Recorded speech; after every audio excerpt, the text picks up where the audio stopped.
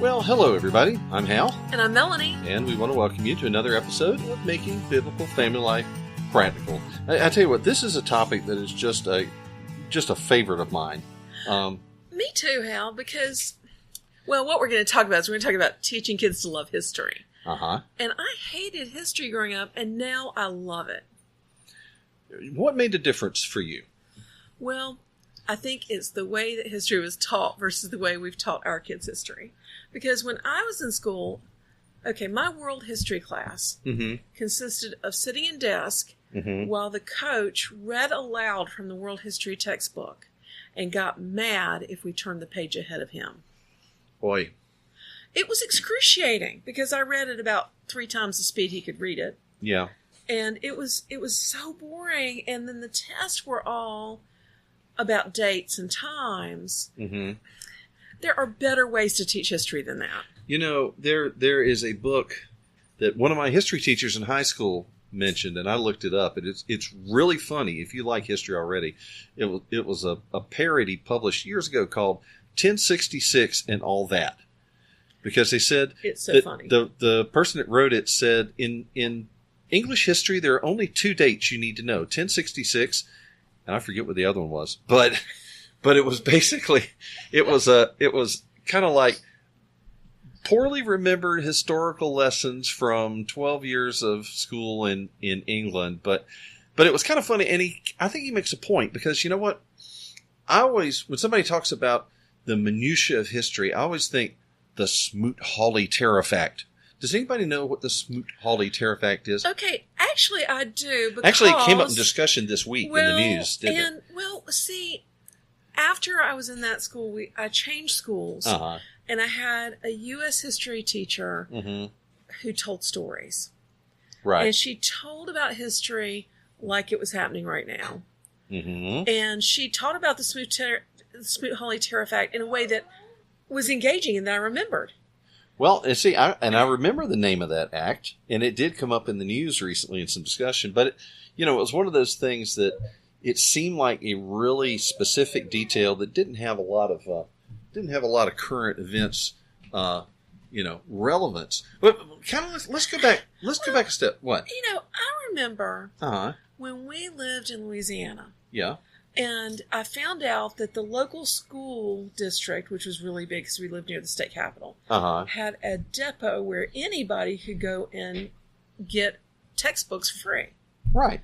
And I was really excited to find a Louisiana history book. And we're new homeschoolers, and we're all excited about this. And Louisiana history is fascinating, y'all. Oh, you've got DeSoto, and you've got the Indians, and you've got the Cajun migration, and you've got all kinds of the Civil War, and you've got the riverboat gamblers, and Andrew Jackson and the Battle of New Orleans during and even the modern history. Huey P. Long, gosh, Louisiana had a the governor Kingfisher that when he died, they found cash packed in the walls of the governor's mansion. Oh gosh, it is such a fascinating, wild and woolly, crazy, variegated, multicultural place. And so we found this middle school history book. And I got it home, and I opened it up, and I started reading it. And y'all, Huey P. Long, fascinating, larger-than-life character. Yeah. Criminal, but fascinating character. Yeah. And it says, the administration of Huey P. Long was known for changes in the Department of Education. It was so boring.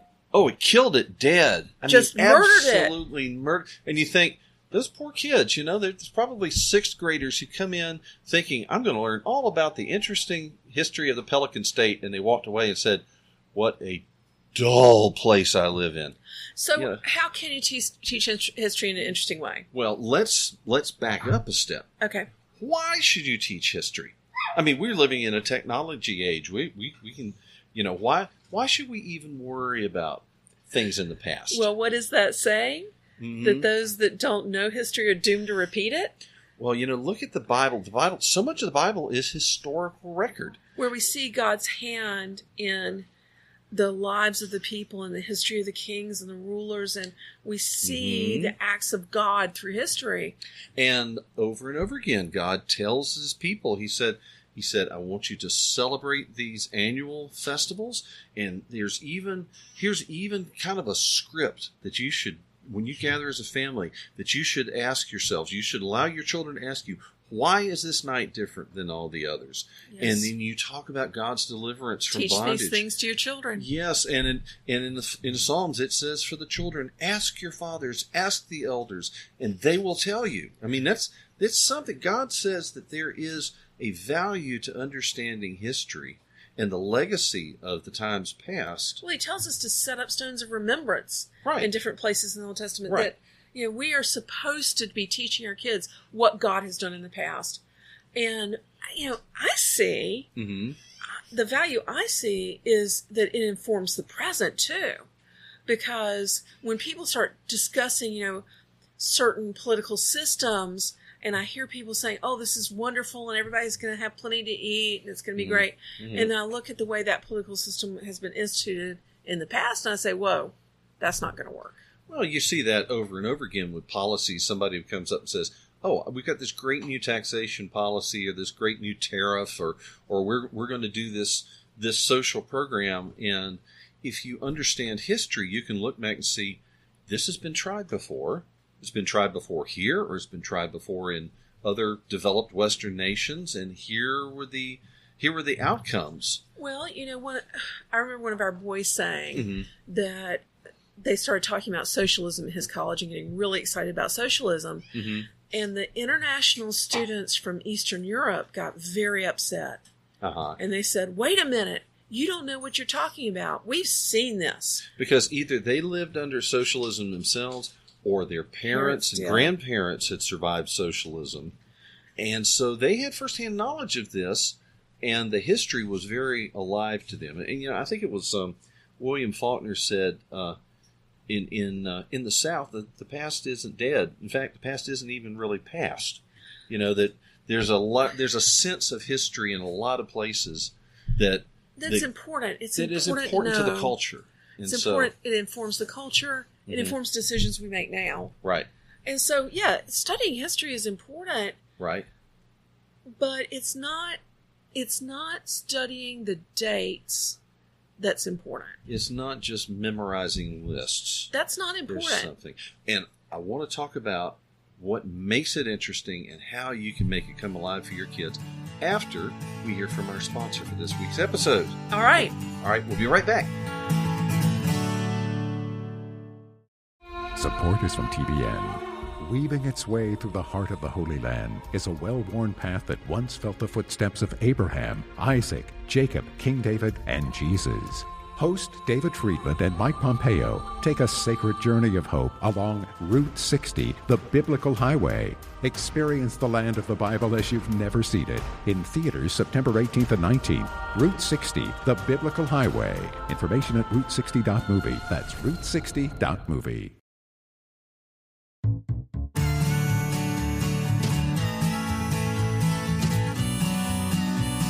Okay, so we're talking about the value of teaching history and how you make it come alive for your kids. I think that knowing why we're studying history informs how we teach history. We talked about why is it important to understand history? Because we see God's hand in history. So a knowledge of God is an important part of studying history. Right. Because the fear of the Lord is the beginning of wisdom, and the knowledge of the Holy One is understanding, is what it says in the Proverbs. And because it tells us what about culture, our culture and other cultures, and it informs our decisions in the present. Does any of that involve dates? I was going to just say that because when you look at God's institution of the Passover and the memorial feast of different sorts, He never says, and you need to tell them that this was 2,500 years before you were born, my son. Right. It doesn't say, and on this date, that's not the important thing. Although it is important, I think, to have some idea of sequence. Yeah, I was just about to say that. There you go. Ooh, the brains are just, yes, we're coordinated here. Yeah, you need to know the context, the sequence. You need to know this happened before that happened.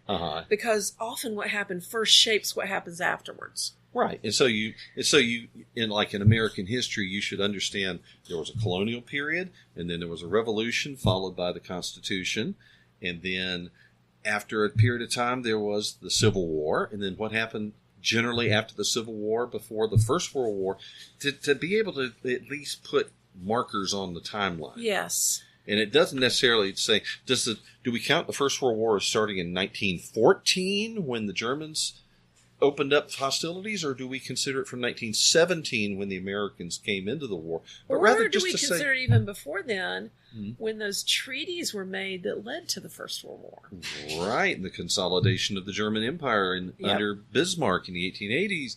Yeah, right. So, at any rate, having an idea at least of sequencing is good. Yes. And having the broad narrative down. Yeah, a timeline can help with that. To have an idea of what incidents came before what. It doesn't have to be super detailed.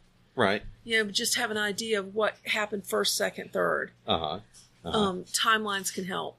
But, I really think the critical part of learning history is story. Right. It's a narrative. Yes. I think it is an account, if you will. I remember when we first read the manuscript for A Cry from Egypt. Yes. That's a book we published. Right. That when she submitted that manuscript to me and I started reading it, I was completely blown away because I had not really thought about the time before the Exodus, the plagues and all that, from the perspective of an ordinary Jewish family that didn't know what was going on. That is so true of biblical accounts, because if we're in a church or a Sunday school that even references the Bible, we've all heard stories, but we don't often sit back and think, we know how the story ends. Yes. We say, well, of course, that God saves the Jews and takes them out of Egypt and they go to the Promised Land. If you're sitting there under bondage, under the pharaohs of Egypt, you may have a prophetic promise, but you don't know when that's going to happen. You don't know if you're ever going to see it. You don't know if it's ever going to change in your lifetime. And it's really important, I think, to put ourselves into the context of the time, to say, what did they know? What did they have to undergo? What were their points of uncertainty? Yes. And that, I think that gives us more grace for people to say, we know the outcome. They did not. They didn't. Well, and so I think that biography is a wonderful way to study history because I love biographies. You see it from some individual's perspective. Right. And you see the things happening around them. Particularly biographies that are told as narratives. Right. That you can kind of enter into that person's perspective in life and see it through their eyes. And you see how the story unfolds, and you see their uncertainty, that they reach a point of decision and they don't know what the outcome is going to be. And I've got different options I have to consider. How do I decide? And I think that's really important, because I think one of the real benefits of reading biography is the study of character. Yes. Of the development of somebody's character. And when you have a biography that's fair, that's accurate in portraying somebody, you understand a great person oftentimes also has faults. Yeah. We all have always faults. Has faults. We always have faults. Sometimes we have great faults. Sometimes a great person makes a really bad mistake at some point. And it's important to see, well, how did that develop? Did they understand it? How did they respond to it? What can I learn from their example? And absolutely. Yeah. So we taught our kids using lots of biographies, using lots of narratives. Yeah. Primary source documents. That's a fancy term. Right. That means things written at the time the history was happening. Mm-hmm. I was fascinated when we were studying U.S. history with our kids to read some of the Federalist Papers and the Anti-Federalist Papers. And again, we know how the story ends, but at the time there was an awful lot of debate about it. And to see the debate, to see the things they argued about, and to see some of their concerns actually came true. Yeah, and to see why they would put together a written constitution, which, by the way, was an innovation. Britain, to this day, does not have a written constitution. Israel does not have a written constitution right now.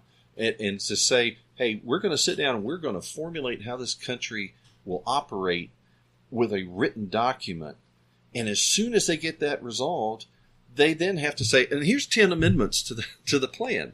Right. Because people raised issues. They saw, hey, we need to be sure that we're protecting things. And I'm so thankful they did. Can you imagine what would have happened without those 10 amendments? Well, you can see where some people are trying to push them to the side right now, and you can see the mischief brewing. Yeah, that we needed our rights to be enumerated. Okay. So using source documents, one thing that people don't... But we've got so much more we want to say. What do you think about, let's do another episode on this?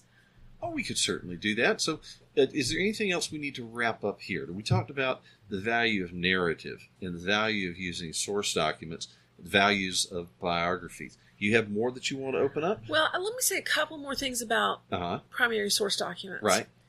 The huge value of primary source documents is that it strips away our bias. Because when we look back at what was happening, we're interpreting what happened on the basis of 50 years or 200 years or 2,000 years. Right. And we put our own biases and our values, and we judge by that. Right. But when we look at the primary source documents, we can find out what those people were really thinking. And that was really surprising to me as we read some of the primary source documents with our kids, as we read Christopher Columbus's journals, as we read, and you find out both horrifying things, and you think, how could they have done that? And you also find out, but wait a minute, his motivation in this area was really good. Yeah. He just made... They made really bad decisions in doing this. It changes our perspective. It gives us, I think, a truer perspective. One of the people in our group asked, how can you find true history?